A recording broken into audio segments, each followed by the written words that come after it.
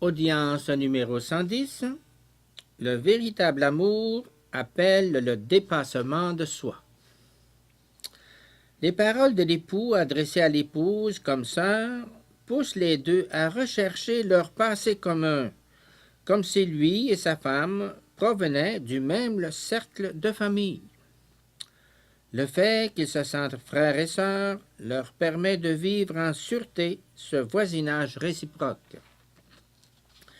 Grâce à l'appellation ma sœur, les paroles de l'époux tendent à reproduire, peut-on dire, l'histoire de la féminité de la personne aimée.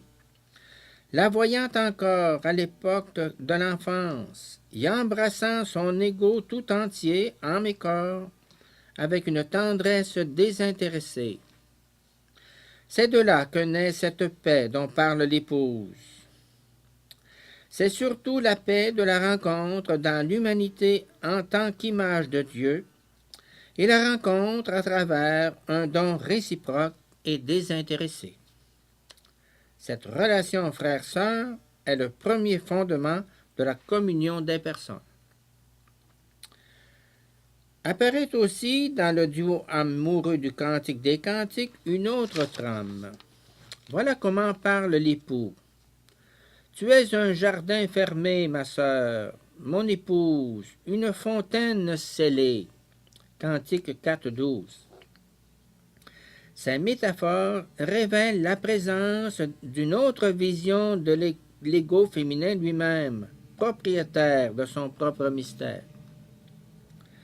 Chacune de ces métaphores exprime la dignité personnelle de la femme, qui, en tant que sujet spirituel, se possède et peut décider non seulement de la profondeur métaphysique, mais aussi de la vérité essentielle et de l'authenticité du don de soi.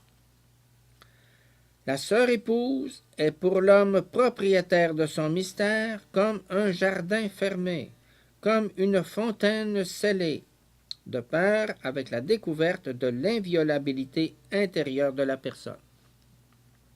Quand l'épouse dit « Mon bien-aimé est à moi », elle veut dire en même temps « Il est celui à qui je me confie ».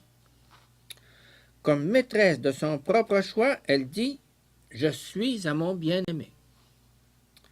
Cet amour a été désigné sous le nom d'agapé, et l'agapé conduit l'éros à son accomplissement.